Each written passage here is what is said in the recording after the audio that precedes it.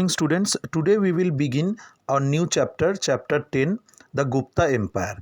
But before going to the foundation or establishment of Gupta Empire, we need to know about that what kind of changes, political changes took place after the fall of Mauryan Empire. So Brihadrat was the last Mauryan king.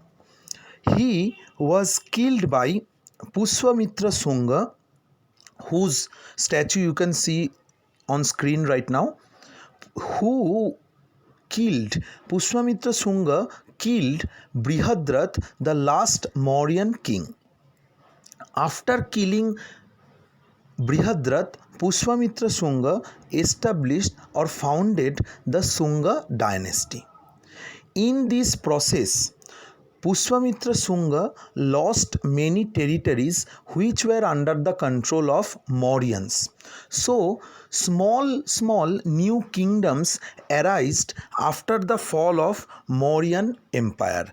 In this map, you can see this. Students, follow this map. See, this area was under the Shunga dynasty, and the larger part of northwestern part of India was under the control of Indo-Greeks, who were defeated by Chandragupta Maurya. Now after the fall of Mauryan kingdom, they became powerful and established their control over northwestern part of India, but they couldn't control these areas properly. Many other small kingdoms arose in these parts, like another was Kushan or Kushana Empire. Along with Kushanas, there were Sakas and the Parthenians. So there were many small group of people who ruled over India, especially northwestern part of India, when Shunga dynasty was ruling over India.